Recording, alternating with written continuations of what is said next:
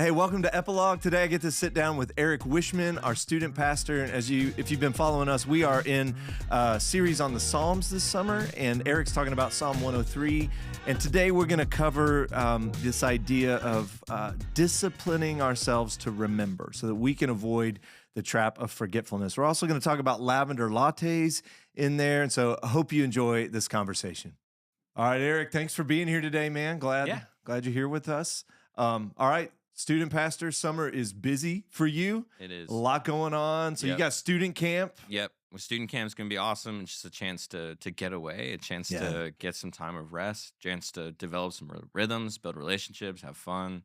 It's awesome. What is your greatest fear going to student camp? Oh, man.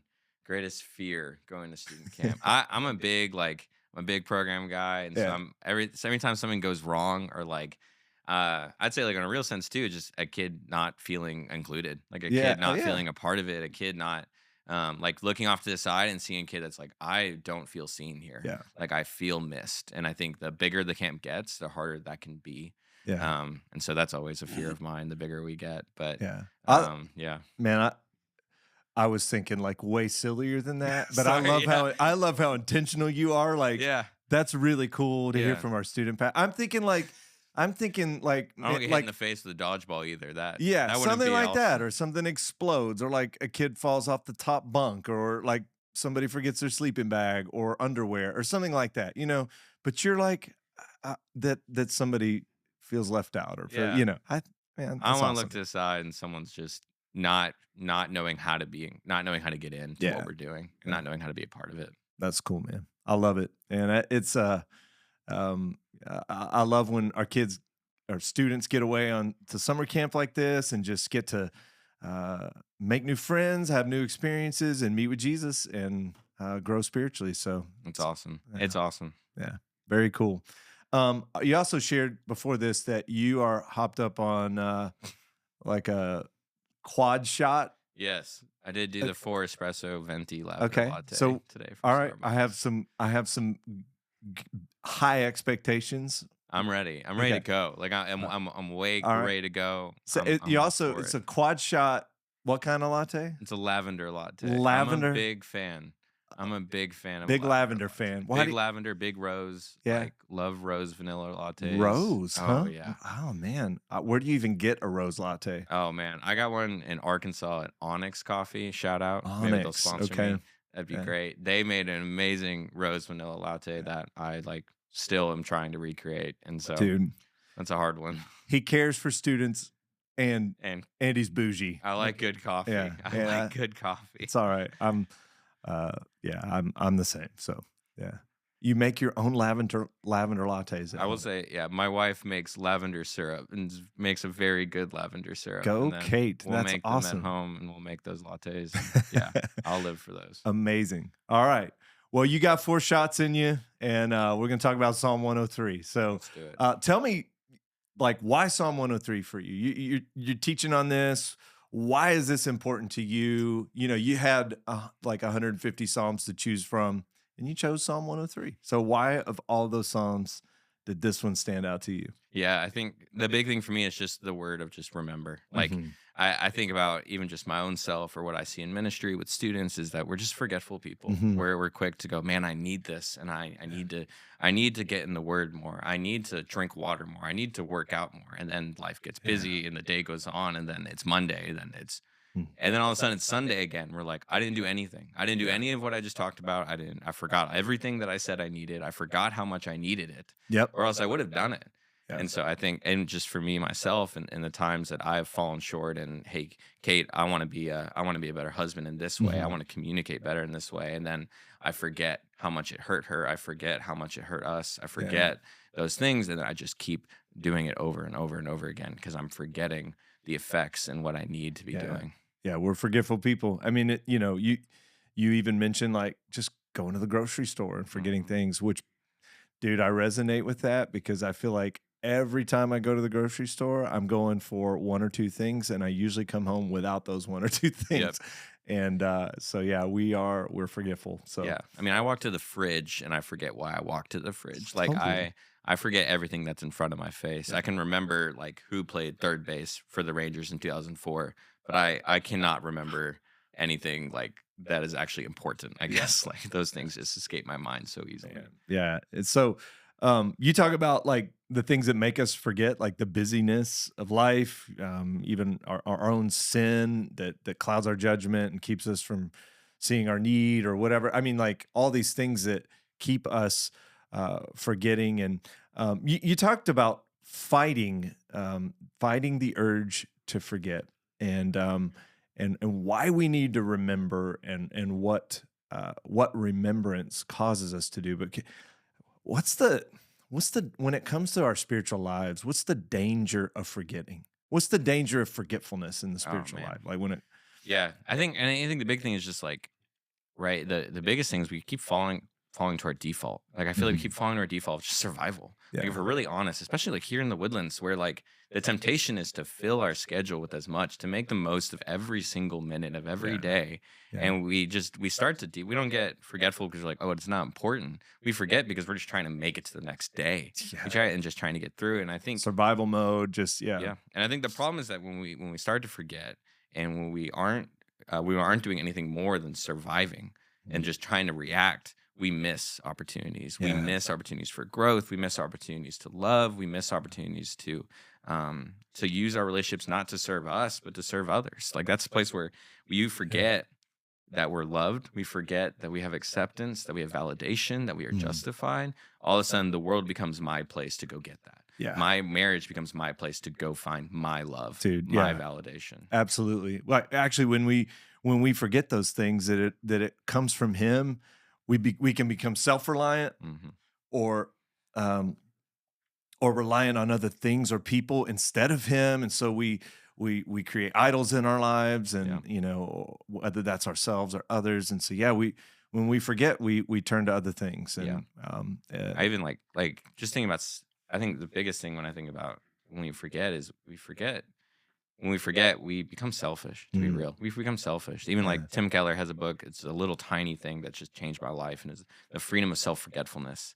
And it was the part when we forget the right things. We forget yeah, ourselves and we look to others and we look ahead, and the beauty and the joy and the peace that comes mm, from, hey, I'm just looking to pour out, knowing that I've been poured into by mm, God and remembering that I've been poured into by yeah, God. yeah. It's huge, and you talk about remembering God's works, God's grace, the fact that He's pursued us in relationship. We have that relationship, and I love how you broke that down from Psalm 103, and yeah, I was reminded of the book of Deuteronomy, particularly Mhm. about His works. Like Deuteronomy is like over and over. He's like, don't forget, don't forget. And in Deuteronomy 8, he says, beware, like look out that you don't forget the Lord your God, and everything that I'm commanding you today. Otherwise, when you've eaten and are satisfied and have built good houses and lived in them, yada, yada, you're going to basically think that, verse 17, you might say in your heart, my power and the strength of my hand made me this wealth.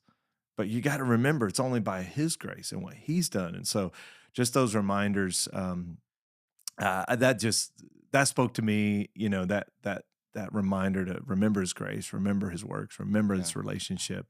Otherwise, man, we think I contributed something to it, or I turned to somebody else, and so that danger of forgetting is real, and it's there all the time. And Right. so, man, I really appreciate your challenge through Psalm 103. I think that's why even just like you talk about Deuteronomy or Exodus and just the Old Yeah. Testament, we see and we associate so quickly with like the law and works Hmm. that people have to do. But like the works were not about, hey, do what I say. It wasn't about like, hey, do whatever I tell you to do just because I told you to do it. It's Hmm. do this so you remember me. Yeah. Do this so Yeah. you point back to me. So you remember that you're loved. So you That's remember right. that you're seen and known, that you've been created with purpose. Yeah. Like remember, and that's what obedience is. It's to point us back to Him and to Hmm. point others towards Him. It's not, but we get this confused with this overarching do what I Yes. say because I said it. Yeah. Yeah. Man, um, and that was one of the things, like, um, a- around this, as you teach Psalm 103, um, you make the point that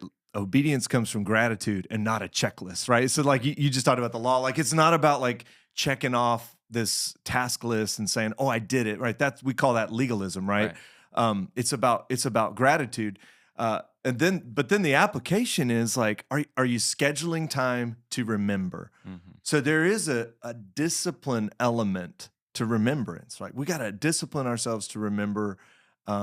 So I guess talk about like, how do we do that? How do we schedule that quiet time, that time in worship? How do we enter into what's called spiritual disciplines without it becoming this legalistic checklist of like, okay, I'm doing the things. And so, I don't know if you could speak to that at all. Yeah. And I think I gotta say also, just by saying there's a little bit of a balance, right? Because there are the days when we don't feel like doing it and discipline is doing it anyway. I think the big thing is just goals. If we're honest, like what is our goal in that time? Like is our goal to have the perfect setting and the perfect latte next to our Bible as we read? Is Quad shot lavender latte. Yeah. I need that. I need that lavender. Like, is it like I even find it in myself of like, if I can't get my whole process done for a quiet time, well, I'll just abandon it. I only have 15 minutes this morning, so I can't do my whole thing. I'm just not going to do it today. Like instead of, hey, if our goal is actually to connect with God, then there's a little more fluidity to our process or to where we do it. And we're able to say, hey, this one is being able to do it in a busy house. And this one is being able to do it at 1 p.m. when I have the time because I didn't get the time this morning. This one is saying, hey, I don't have my right Bible, but I have a Bible on my phone and I can pray and I can listen. I can hear God's word. Even if I don't have my perfect setting or my perfect pencil, my perfect journal, my perfect Bible, like it's saying I'm going to do this despite whatever setting or circumstances I'm in, because my goal is to connect with God, not to read a full 4 chapters or not to understand every single word I read and every single Greek or Hebrew or everything and like going fully deep, but saying I want to connect with you, God. Yeah. You're speaking my language. I mean, you're as you're talking about this, like I've got these perfectionistic tendencies and I'm like this all or nothing, like it's got to be perfect or I can't do it. And I really have to fight that in my own spirituality. And so I love that you're bringing that up. And so what are some things you do to guard against that? Like, for you personally, I mean, you mentioned some of them, like, hey, like, maybe I listen to something in the car, or maybe I like. I'm real for my own self. Like it's real for me because I struggle with it so much. It's something I'm trying to preach to myself every single day and to remind myself, like, man, like it's not something that I'm doing just to get my perfect setting and outcome out of it, but just looking to connect. And I think having accountability is huge. Like having, we've been using the 12 app with some students that we mentor and disciple, or just with friends in our small group. And like the 12 app's great, and you can throw in your quiet time or throw in a verse. Or I think for me, it's been letting go of hey, I don't have to necessarily read exactly what I had planned to read or I had made the super 2-week plan of, but I read the word today and here's where I saw God and here's where I connected and here's what he had for me. Or I even think about just placing things in my life. I'm so thankful I have a small group on Thursday nights that I know, like, if I don't have a week where I've scheduled time to remember, they're going to hit me with it. Like they're going to hit me with, did you see God this week? Did you, what was good? What was bad? Like they're going to make me reflect and take time to remember where God has been working in my life. Yeah. I think when we, everything you're saying is like, I mean, it's really just providing like structure to our spiritual lives. I mean, that's what spiritual disciplines are, right? It's not about legalism. Actually, the legalism comes from inside of us and just this tendency to, whether it's perfectionism or whatever, like just to get it right and do these rules and do my checklist. But it's that structure that helps us as forgetful people to remember, right? And so like you talk about spiritual disciplines, I jotted a few down, but like, meditation, prayer, even fasting, study, solitude, service, confession, worship, spending time in community, like all those things, like we need those in our lives, not to check them off a list, but just to train our hearts and minds to remember, because remembrance is a discipline, right? We're undisciplined people. I'll go to the grocery store. Like, man, if I don't have a grocery list, I need that structure to remember stuff, right? So it's like how am I going to remember what God's done for me or his works or his grace if I'm not spending time in his word, right? And so it's that intentional decision of saying like, hey, I'm not going to let this week control me. I'm not going to let this day control me, and I'm just going to react to it. But I'm going to intentionally schedule time. I'm going to intentionally have things in my week that is saying this is here to remind me of who God is, because I need that. Do you feel like that changes with teenagers versus adults? So like, just knowing what we know about like the brain and how it develops, and the prefrontal cortex like taking longer to develop. And so like there's kids who maybe are in your ministry who are honestly like a little behind from where adults are. So like you're preaching this message to adults, but then how does that change from like the way you would preach it to adults versus students? Yeah, it's good. Yeah, and I think that's where, I think for me, right, because I'm not tied to a method when it comes to discipline, right? Yeah. And so that application becomes different. But your idea of just connecting with God, right? Maybe that is like you talked about. Maybe it's listening to a couple worship songs in the morning, putting away your phone, putting away everything else, and just saying like, I'm going to worship, I'm going to sing, I'm going to be reminded of who God is and His greatness and what He's done for me, and be reminded of that gratefulness. And I think we put these expectations of a quiet time is reading this much and journaling this much and doing like, instead of, no, a quiet time is connecting with God. And so I think, when you get to a 7th grader who is still new to his Bible, still new to opening it up, but also knowing, hey, I can do this. Hey, even in 7th grade, like, no, your expectation is not to be able to read a whole chapter always, or read through everything and understand everything, but read a couple verses, get into this practice of just reading a little bit. And then beyond that goes, hey, be willing to go ask someone.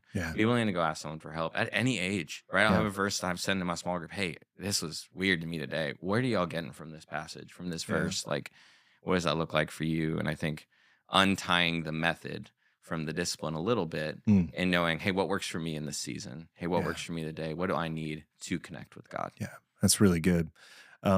Jason McMinn, by the way, who's producing all this. Man, I love that you just dropped prefrontal cortex. I did. I just me and ChatGPT dropped it.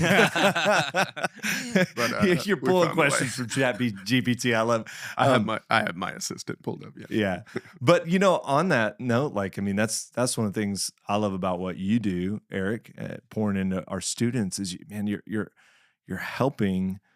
Those of us as parents, you're helping reinforce those like disciplines in their lives. You're training them in righteousness. The Bible talks about training in righteousness, and you're helping remind them. You're helping Deuteronomy 4:39. I came across this morning.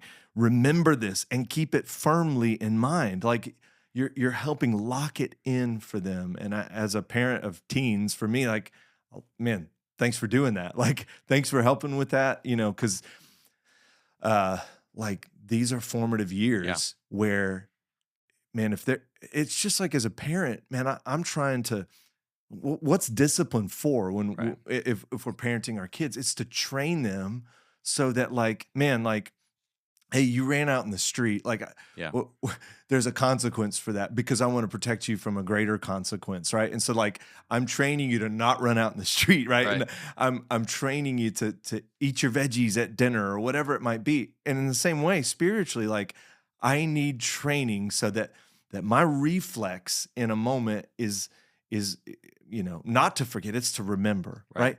And so, like, training young people, teenagers in this formative stage of life, man, like the goal is that when they're in adulthood, is that it's reflexive, right? It's not, and that they're continuing to do that, Yeah, I think it's the biggest thing is like, right at that age, there's so much and there's so many questions of like, well, what can they do? They can do all of it, to their own extent. But like, we want a student to be able to leave high school and to be able to go to college when they're on their own and know, hey, I know how to do this.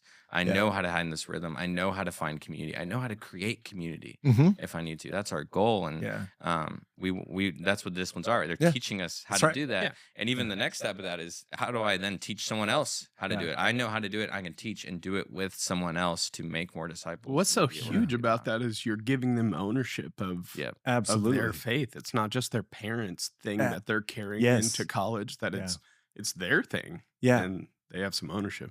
Yeah, and they're not just they're not just imitating at that point, they're owning, right? And so it's like, there's a great book called Spirit of the Disciplines by Dallas Willard, just great, like, man, he's just this brilliant psychologist, and all that. He breaks down, like, in the disciplines, like, man, sometimes we treat the spiritual life like a celebrity sports star, right? Like, hey, Michael Jordan, I want to be like Michael Jordan, so I'm going to wear the shoes, I'm going to wear the jersey, I'm going to be like him. And dude, he didn't get there by wearing some shoes and a jersey. He got there by years and years of disciplined practice, like, so that his reflex, like, you know, when he shoots that 3-pointer or goes up for the slam dunk, is like, it's on point.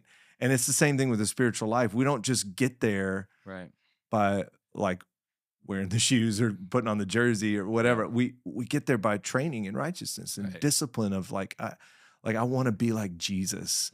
So what did Jesus do? I mean, how long did he spend in the wilderness preparing for his ministry? You know, so and then he's often found praying to his Father, like, all night before he's speaking to the crowds the next day. And so, like, I want to live like Jesus in those moments of testing or whatever. But how did Jesus get there?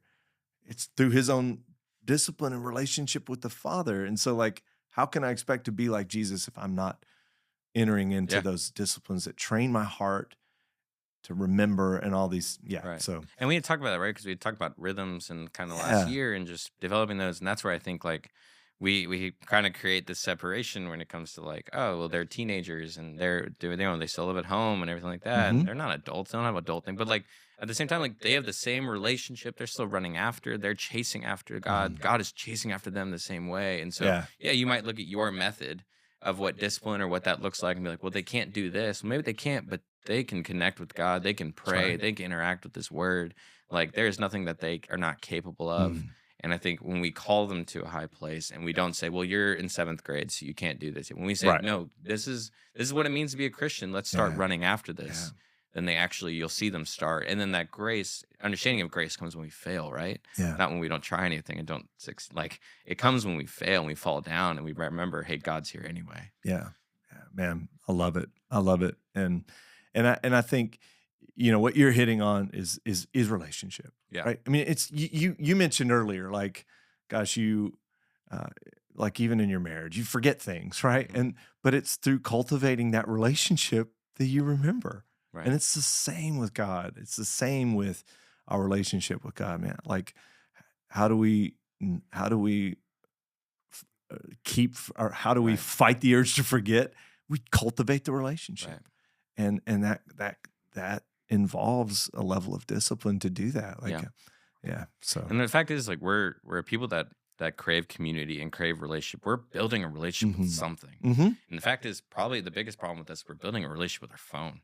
We're building a relationship with, like, that's where we're finding connection. We're building a relationship with social media. We're building a relationship with just maybe the people, the coworkers around us. We talk about, we talk about AI. That's it. We start building a relationship with AI in a conversation. But if we, like you said, if we're not getting, like, I would call it, like, getting coffee with God in the morning. Like, if we're not sitting down across from God and listening and talking, we've been talking a lot about as a staff lately, just listening to God. And I'm so poor at that, but sitting and listening and not just thinking, oh, God, I have this today, this will be in it, but actually sitting and spending time to listen and to build that relationship. It goes both ways, and it has to go both ways. Well, and that idea of, like, we're building a relationship with our phones, like, that couldn't have been phrased better. Like, that's, I mean, and that's so true, is that pulls us away. I mean, because where do we look for answers first? We Google it, or we, put it in Chat GPT, whatever, ask Siri, and then it's like, gosh, like, God's word has answers, or has practical answers and truths for our lives. And, like, why are we neglecting that? It's because we want this convenience rather than the investment of time spent in God's word. And that's where I see the difference. We talk about, like, with students where they're still developing, where they're at, like, because students are willing to ask why.